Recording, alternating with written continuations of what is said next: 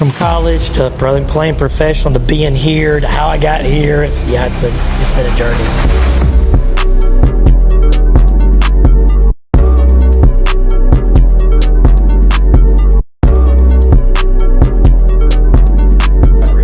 I didn't want to teach.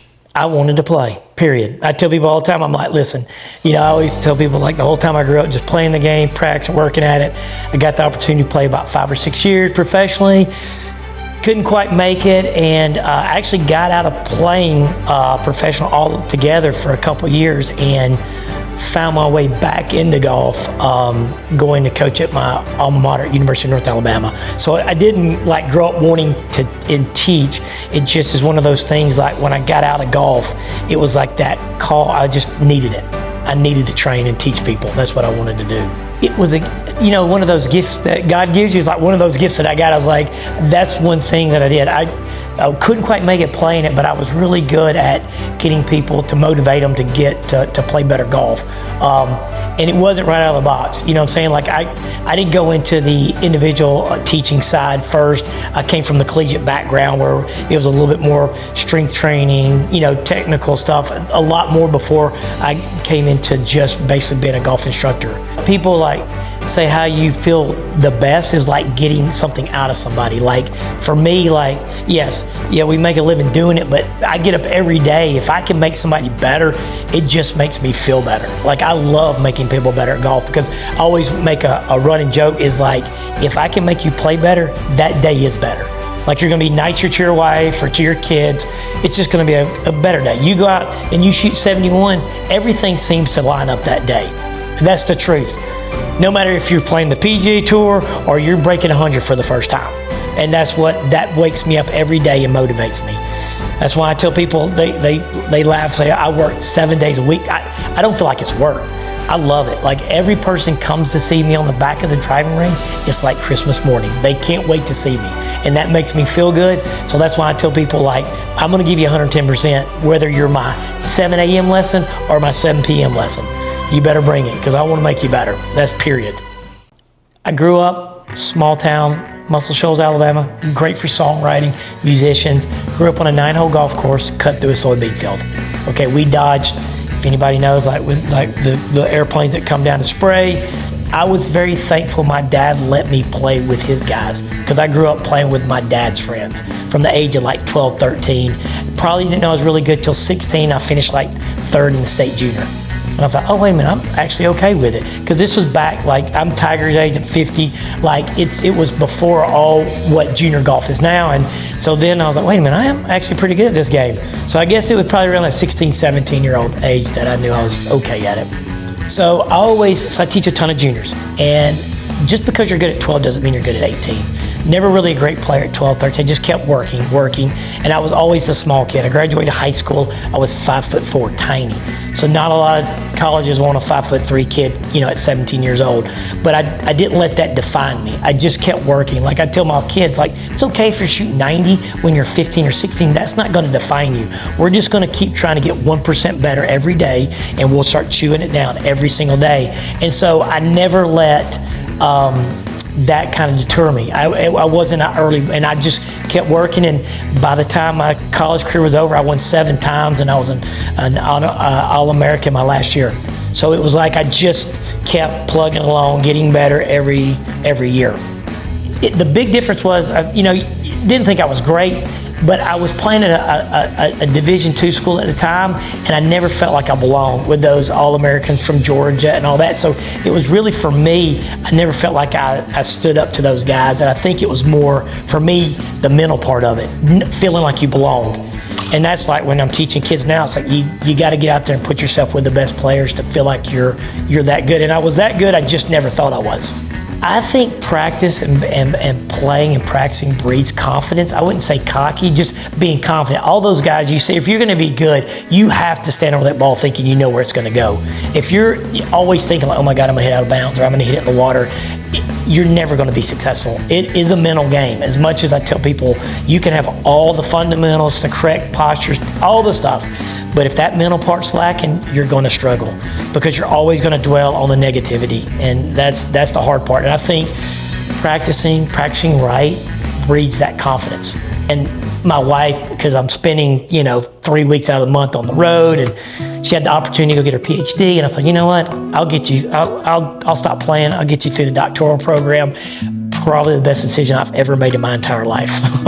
Now I'm married to a Dr. Clark, and she loves her career, and I get to do what I love to do every single day. Me and my wife were both at the University of North Alabama. I was a head men's golf coach. She was a marketing professor. We had always wanted to move to the beach when we were younger, just always liked the beach. And Coastal was looking for a marketing professor. And we just took a leap of faith. She took an interview there, and they hired her at Coastal Carolina, phenomenal university there.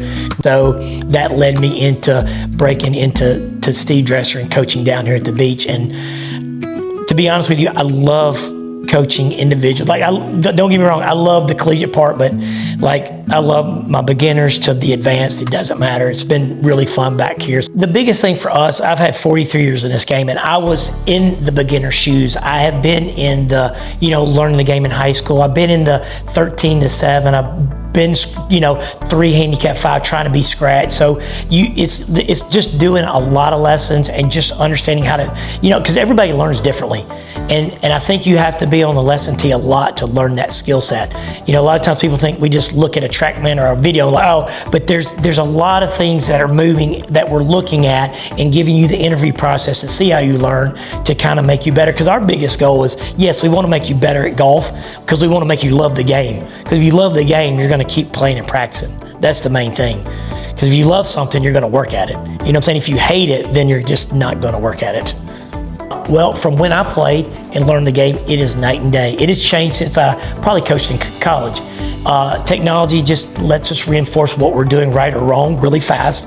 We're teaching kids nowadays to swing as hard as they can. We don't care where it goes. Just move, hit it hard. We'll straighten it up later. And back in our days, it wasn't that way. We were playing, balata balls that spun off the mat. So if we swung as hard as we want to, we'd never find it. It'd be spinning at 42 or 4,500. So the kids nowadays, we treat them like athletes. And back in our days, it's like, hey, you're not very athletic. Why don't you play golf?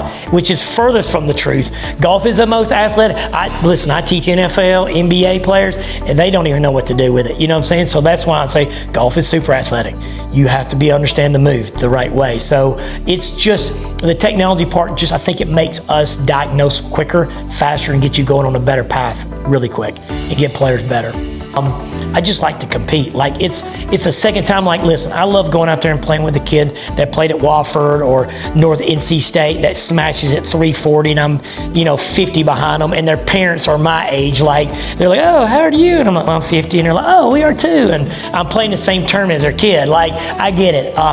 So the 50-year-olds, it just takes some of the younger guys that just, that play 7 days a week, which I would love to. I'm like anybody else that's a financial planner or, works in insurance. I teach 40, 50 lessons. I teach a ton. And so, but I still love to compete. I just have the opportunity. My office is at a golf course, so I do get to train every day at it. So I hit balls every day. I chip every day. I putt every day. I do not play golf every day. So my training sessions are a little different. Now recovery is one of my biggest things. It's the rest, it's the ice baths, it's the red light therapy stuff I never even knew about 10 years ago. Now I'm doing that stuff so I can, like I say, turn the clock back so I can play better golf longer.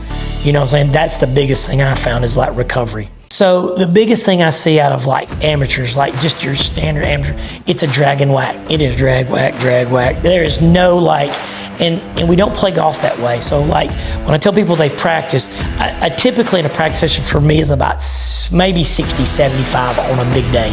And I'm going through my pre-shot routine because I'm always talking, quality over quantity. I don't have that many swings in me. And particularly most people don't either. You know what I'm saying? The movement patterns, and they're like, oh, I can hit 100 balls. And I'm like, that's like playing 54 holes. That's a lot of golf shots. For most men at my age, early in the morning, that's when cortisol, your testosterone, everything's better in the morning. So when I get out, stretch, ice bath, I hit before my first 8 or 9 o'clock lesson. I usually come in early and I get a good hour session in before I start my day. I go home for a 2-hour lunch break. On that 2-hour lunch break, I'll have lunch, I'll shower, I'll do an ice bath or cold plunge, I'll sit in that, redress, and then I'll come back out and do a 2, 3, 4, 5. the staff here is first class. Like, everybody loves the game. Everybody wants everybody here to get better, and everybody wants to be here. Like, who doesn't want to be at Strance's 2 awesome golf courses? You know, every day, like I tell people, like I try not to take it for granted. Like, every day I just look around at this masterpiece and be like, gosh, I'm so fortunate to be here. So it is a phenomenal place to teach and get the honor to work at. It is really awesome. The thing about the golf in general is, like, I mean, it's a great game. It puts a lot of different, you know, like 50-year-olds, like I'm working with 18-year-olds. Like, it's just a great game to play where it just brings a lot of cool people together. And then we get to, like, there's even bad golf courses are on beautiful places. Like, I still play mini golf courses because I just love them. You know what I'm saying? Just, it brings me back to my childhood, and I'm like, you know, golf is just a phenomenal game. And the thing about it is you never get it. You know, you're always on a journey. Like, you think 43 years of doing this game, you're like, oh, you got it. I'm like, no, I still get up every day. I still want to get better. I still grind. I still hit balls, and it'll be that way till the day I die. That's just the way it is. Whether, you know, like trying to get faster, trying to get stronger. It's just a game. At my age, if I didn't have it, I'd probably sit on the couch playing out on video games. I have no clue, but it just keeps me motivated. Stuart, it's been an absolute pleasure spending time with you. The Dresser School is very fortunate to have you. Your reputation around the staff here at Caledonia and True Blue is exceptional. They're very proud of you and the fact that you represent the school so well to so many. And like I said, I just wanted to pass that on because these guys think the world of you out here. Well, thank you. I appreciate it. Yeah, we got a great staff. Like I said, everybody here, like I said, are fortunate and lucky. They love it here. Thanks for spending time. Absolutely, dude. I've enjoyed having you guys, man. Did y'all learn some stuff? I hope. That's the main thing. That was awesome. Yeah. That was so much fun. Yeah, that was good, dude.